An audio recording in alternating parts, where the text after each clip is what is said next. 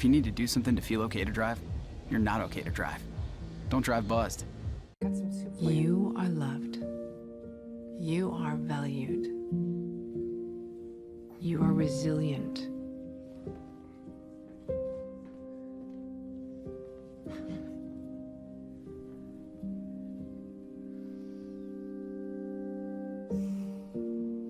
You got this. You're there for them. We're here for you. Find free care guides at aarp.org/caregiving. You're watching WNY News Now, where coverage comes first. Early this morning at approximately 5:30 a.m. on October 24, 2023, Celeron firefighters were dispatched to the Colony Motel located at 620 Fairmount Avenue in the town of West Ellicott. The fire has resulted in the closure of Fairmount Avenue from Warwick Road to Elmwood Avenue in the town of Ellicott, and the road is expected to remain closed for the rest of the day, as confirmed by Chief Jamison Justum. Upon arrival at the scene, firefighters were met with a substantial amount of smoke and flames emanating from the rear of the motel. The fire rapidly spread to the second floor, and flames quickly extended to the first floor of the building. There were initial challenges with the water capacity, but these issues have since been resolved. Chief Justum noted that the operation is putting a significant strain on the water system due to the large volume of water being used. As a result of the fire, 15 residents of the Colony Motel have been displaced. They are currently being provided assistance and referred to the Red Cross and the Salvation Army for support. 2 minor injuries were reported affecting 2 residents in the motel. Both individuals were transported to UPMC Chautauqua for evaluation. Additionally, 1 firefighter was also taken to the hospital for assessment. Upon arrival at the scene, there was a reported case of entrapment. However, the individual was able to escape without injury and did not require rescue. Multiple fire departments, including Celeron, Lakewood, Bustye, Jamestown, and others, are actively engaged in fire suppression efforts to control the blaze. A partial collapse of the building was reported, which has complicated efforts by blocking access to some hotspots. Firefighters are collaborating with town officials, the Chautauqua County Sheriff's Office, and fire investigation teams to determine the origin and cause of the fire. The situation is ongoing and further updates will be provided as more information becomes available. Well, in other news, in a significant stride towards improving access to mental health and substance abuse services, the Niagara County Department of Mental Health and Substance Abuse Services has introduced a groundbreaking smartphone application. Developed in collaboration with the Community Network of Care for Children and Families, CNOC, in Niagara County, this innovative tool is poised to provide immediate access to vital services and resources for Niagara County residents, particularly in moments of crisis. Becky Whittish, chairman of the Niagara County Legislature, expressed her enthusiasm for the new app, stating, "As someone who has long supported the great work of our mental health and substance abuse services team, I am very excited with the day's launch of the new smartphone app. I thank everyone who worked so hard to create a tool that can provide immediate access to the services people need, especially if they are in crisis." The Well Niagara app, the result of collaborative efforts, aims to meet the growing demand for increased visibility and accessibility to a wide array of services, supports, and resources available in Niagara County. CNOC's Advisory Council, comprising cross-system leaders, family, and peer advocates, played a pivotal role in the app's development. Mark Laurie, Niagara Falls School District Superintendent, commended the app's development, emphasizing that it represents an innovative and progressive approach to connecting with the community, especially those in crisis. Dr. Ronald Barstas, Director of Special Programs at Orleans Niagara BOCES, underlined the importance of immediate assistance, which the app provides at the touch of a button, crucial for individuals facing crises who might not have the time or mindset to navigate the internet for help. The Well Niagara app was developed by thepublichealthapp.com, a brand of OCV LLC, known for its specialization in mobile app development for health departments and public safety organizations across the country. The app offers a user-friendly experience with quick access to a variety of services, including crisis services, suicide prevention, counseling, and more, all aimed at enhancing mental wellness and public health. Tracy Fricano-Chalmers, Director of Public Health Planning and Emergency Preparedness at the Niagara County Department of Health, remarked the availability of the Well Niagara app will be a powerful tool to connect individuals with resources and support, further bridging the gap between public health initiatives and mental wellness. Laura Kielman, NCDMH Director, stated, "This is just the beginning," emphasizing their commitment to ongoing improvement based on community feedback. Residents can share their feedback on the app at SurveyMonkey. The Well Niagara app is available for free download on both the App Store and Google Play Store. For those who prefer to access information on a computer or lack smartphone access, a corresponding Niagara web page is coming soon, promising broader accessibility and connectivity to essential services. Stay tuned for updates. This new app represents a significant step forward in addressing the mental health needs of Niagara County residents, offering a user-friendly and responsive platform for immediate assistance and support. Well, in other news, in a move aimed at bolstering retirement savings opportunities for employees of micro-sized businesses, Congressman Dan Kildee from Michigan's 8th District introduced the Retirement Investment in Small Employers Act, the RISE Act. The legislation is designed to offer tax incentives and support to small businesses with fewer than 10 employees, encouraging them to provide retirement plans to their workforce. The RISE Act seeks to address a gap left by the Secure 2.0 Act of 2022, which primarily benefited slightly larger small businesses. Under the Secure 2.0 Act, small businesses with fewer than 50 employees were granted the opportunity to receive tax credits covering 100% of retirement plan administrative and startup costs up to $5,000 per year. However, the law retained the same formula for determining the amount of tax credits for retirement plan startups. This left the smallest micro businesses and their employees unable to fully capitalize on the tax credits designed to promote retirement savings. The RISE Act aims to rectify this issue by ensuring that micro businesses with under 10 employees receive a more equitable share of the tax credits, mirroring the benefits enjoyed by larger businesses. Congressman Kildee, in partnership with Congresswoman Tenney, introduced this legislation with the intent of enabling micro businesses, not only in Michigan but across the nation, to provide their employees with robust retirement plans, thus empowering them to save for the future. Congresswoman Tenney shared her perspective on the matter, stating, "Congress must empower and reaffirm our commitment to small businesses across the country by taking steps to grant them a competitive edge in our economy." She further emphasized her commitment to advocating for tax policies that support small businesses and their employees. Congressman Kildee echoed this sentiment, highlighting the vital role played by small businesses in supporting local economies and creating jobs. In mid-Michigan, small businesses support thousands of good-paying jobs and fuel our local economy, he said. "I am proud to work with Congresswoman Tenney to help more employers set up retirement plans, ensuring more Michigan workers can save for retirement. This bipartisan bill is a win for small business owners and workers alike." The RISE Act has garnered support from a variety of sectors, including businesses, with Michael Majors, Paycheck's Vice President of HR Solutions, expressing his endorsement. He emphasized the importance of providing all businesses, regardless of size, with equal opportunities and access to tax credits to help offset the costs of offering retirement plans to their employees. Majors stated, "All businesses, regardless of size, deserve the same opportunity and access to tax credits to help offset the costs of offering a retirement plan to their employees. Paychex is proud to endorse Representative Claudia Tenney's and Representative Dan Kildee's legislation to expand tax credits for micro-sized businesses, which gives incentives to offer retirement plans to help their employees save for the future." Well, coming up next, an officer has been sentenced to 12 years in prison for casino robberies. But first, we return with a look at our full weather forecast. Catch your First Defense forecast daily on WNY News Now. Right here, baby. Look. Uma. Something more than a birthday is happening here. Once you can see it, you can help. The sooner you recognize the signs of autism, the sooner you can make a lifetime of difference for your child. Start by answering a few simple questions at screenforautism.org.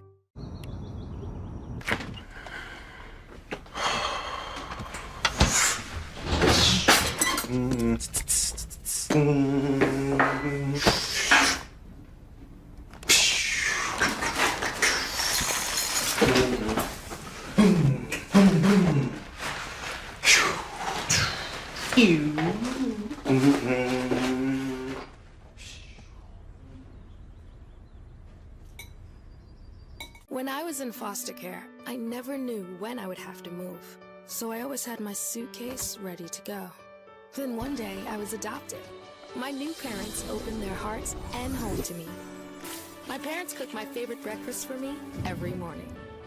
My parents take me on trips I never thought I would go on. They gave me a home and an even better reason to use that suitcase. My parents aren't perfect, but they're perfect for me.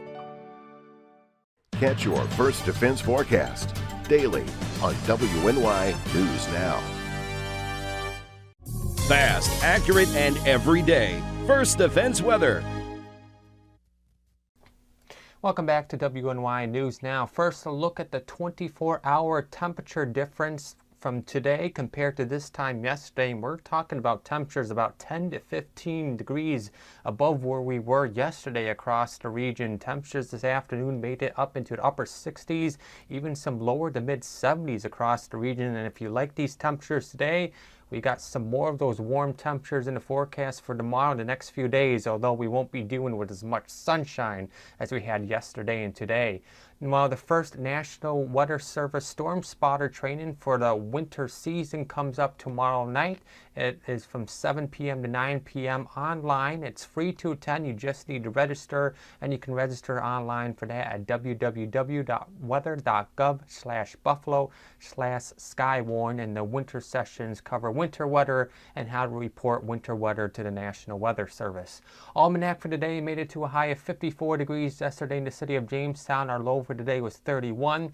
The records for today, 81 set back in 1991, and the record low of 20 set back in 1982. So let's time out future scan overnight tonight and into the day tomorrow. We're left with mainly clear skies through most of the evening hours, but the clouds will be on the increase through the overnight period. There's a frontal boundary stalled out to our north tonight, and that's going to increase the cloud cover and bring a chance for a few widely scattered rain showers throughout the day tomorrow. Outside of those scattered showers, which are only about 20 to 30% chance, we'll see some filtered sunshine to mostly cloudy skies, and that will continue through the night Wednesday and into the day on Thursday. Thursday will be another rather cloudy day with, again, a chance for a few showers. So here's your forecast for tonight in detail. Increasing cloud cover by the morning hours. Cloud cover will hold those temperatures from dropping off too much. Overnight lows will range from the mid to upper 50s across inland locations to the lower 60s near the immediate Lake Erie shoreline.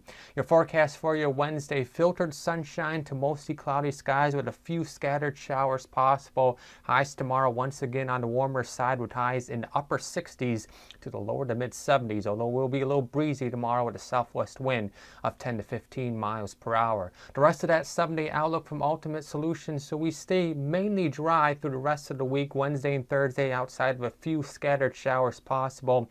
A low pressure system will move north of our region heading into the weekend. It's going to eventually drag a cold front through the region, but the cold front will be slow to move through the region, so temperatures still a little bit above average for the weekend, but we will have some showers to contend with, and then eventually after that cold front does move through early next week, we're back down into the upper 40s for Monday. And then for Halloween right now, looks like we'll have some showers to contend with, temperatures in the lower 40s, and it's all downhill from there. As if I could extend this forecast out a little bit farther into the middle next week, we're going to be even dropping farther down in that 42 degrees, possibly by the 30s by the middle to late next week, and possibly some of our first measurable snowfall of the season. So enjoy this sunshine when we have it, because next week it looks like it's going to get downright chilly. Andrew, thank you. Well, in a recent development, Las Vegas Metropolitan Police Department, LVMPD, Officer Caleb Mitchell Rogers, age 33, was handed a 12-year prison sentence and a 3-year supervised release by United States District Judge Andrew P. Gordon. Rogers has been found guilty by a jury in July 2023 after a 4-day trial where he faced multiple charges, including 3 counts of interference with commerce by robbery and 1 count of brandishing a firearm during and in relation to a crime of violence. Court documents reveal that Rogers executed 3 separate casino robberies commencing in November 2021. His first heist took place on November 12, 2021 at a casino located in the western part of Las Vegas. During this robbery, Rogers absconded with a staggering $73,810. In a subsequent incident on January 6, 2022, he targeted a North Las Vegas casino, making off with approximately $11,500. In both instances, Rogers entered the casinos and confronted cashiers, explicitly demanding money. The most violent and audacious of the 3 robberies occurred on February 27, 2022, when Rogers stormed a casino's sportsbook area. He threatened 2 casino employees, yelling, "Get away from the money, I've got a gun, I will shoot you." Rogers proceeded to leap over the counter, shoving 1 employee to the floor, and then snatched around $78,898, placing it into a bag. However, when the alarmed employees triggered a response, Rogers attempted to flee towards the parking garage. a casino security officer intervened and tackled Rogers. In a chilling moment, Rogers brandished a .357 caliber revolver, placing his finger on the trigger and threatened to shoot the security officer. Fortunately, other security officers managed to disarm Rogers and restrain him until LVMPD officers arrived on the scene. Rogers was subsequently arrested and his firearm was confiscated. It was determined that the weapon belonged to the LVMPD, adding another layer of intrigue to the case. Well, coming up next, the city of Jamestown is awarded $20,694. With coverage that matters, this is WNY News Now.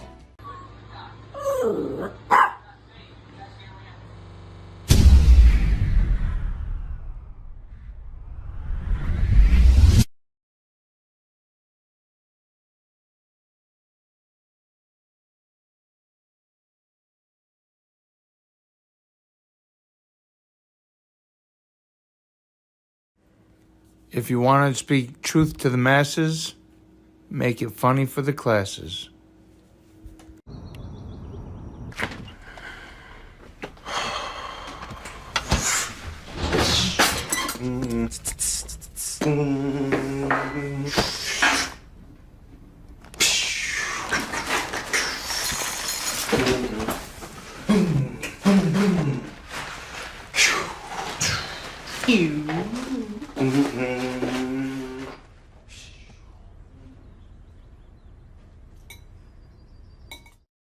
Hi everyone, Al Roker here. As a guy with his own catchphrase, I appreciate that Smokey's only said, "Only you can prevent wildfires." But I'm filling in because there's a lot more to report.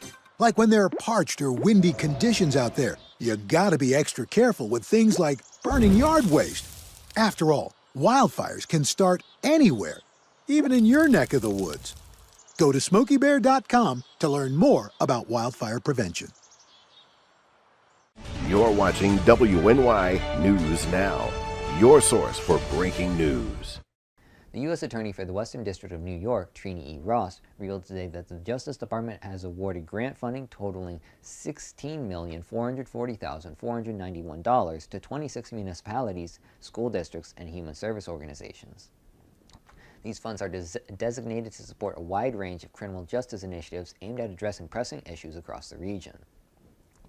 U.S. Attorney Ross emphasizes the significance of this funding, which will aid various entities in their efforts to combat gun violence, domestic violence, sexual assaults, and enhance support for victims. Of particular note, a substantial portion of the grant, over $7 million, will be directed towards assisting victims of crimes, including the victims of the Tops mass shooting tragedy, which claimed the lives of 10 community members. Here's a breakdown of the grants awarded across 4 focus areas. With Victim Services, the Community Health Center of Buffalo receives $3,889,303 to provide services to those affected by the mass shooting in Buffalo on May 14, 2022. Monroe County has been awarded $800,000 to improve the county's response to domestic violence, dating violence, sexual assault, and stalking. The YMCA of Jamestown will receive $600,000 to support the Justice for Families program. The Family Justice Center of Erie County Incorporated has been granted $450,000 to improve responses to domestic violence, dating violence, sexual assault, and stalking. Coordinated Care Services Incorporated of Rochester is awarded $400,000 to support Rise Up Rochester and ensure safe housing for victims of gun violence. Niagara University is granted $400,000 to collaborate with various organizations to combat domestic violence, dating violence, sexual assault, and stalking on campus. The Research Foundation for the State University of New York at Geneseo receives $400,000 to work with other groups to combat domestic violence and related issues on campus. DeUville College is granted $399,728 to collaborate with other entities in combating domestic violence, dating violence, sexual assault, and stalking on campus. For Services for Youth, the Soda Central School District receives a $1 million grant to support migrant farm workers and their families in Wayne County. The Leon Central School District is awarded $998,874 for its Resiliency, Equity, and Safety Initiative. The Wayne Finger Lakes Board of Cooperative Educational Services receives $999,987 to support at-risk students and educators across multiple districts. The North Rose Wolcott Central School District is granted $998,826 for the Improving School Safety through Early Intervention Initiative. Elba Central School District is awarded $625,000 to expand mental and behavioral health services. The Frontier Central School District receives $125,774 for anti-violence training programs. With law enforcement initiatives, Monroe County and Erie County are granted $526,741 and $819,884 respectively to address DNA analysis case backlogs in their respective crime laboratories. Niagara County receives $500,000 to address case backlogs in the Niagara County Sheriff's Office Forensic Laboratory. Wayne County is awarded $299,907 to hire a community resource officer. The City of Buffalo is granted $284,913 to support additional police patrols at large-scale events. The City of Rochester receives $175,205 to support the Crisis Intervention Services Unit. The Rochester Institute of Technology is awarded $143,958 to reduce gun violence in Buffalo through the Project Safe Neighborhoods program. The University of Rochester received $64,003 for research on AI-powered audio generation and deepfake detection. The City of Niagara Falls is granted $38,562 to support police community liaisons. The City of Jamestown is awarded $20,694 for an additional deployable pole camera system. And then with reentry and recidivism initiatives, Pathstone of Rochester receives $750,000 to develop a community-based adult reentry program. The Ontario County Economic Development Corporation is awarded $729,132 to support the Finger Lakes Treatment Court, serving veterans and drug court participants. These grants aim to bolster the collective efforts of local agencies, school districts, and organizations and addressing crucial aspects of criminal justice, ultimately enhancing safety and support for Western New York communities. Well, that's going to be it for us today. I'd like to thank you all for watching. News continues 24/7 at WNYNewsNow.com and on our mobile app. You can download it today for free in the Apple App Store and the Google Play Store. We're also on Channel 716 on Roku and at channel716.com. Thank you for watching.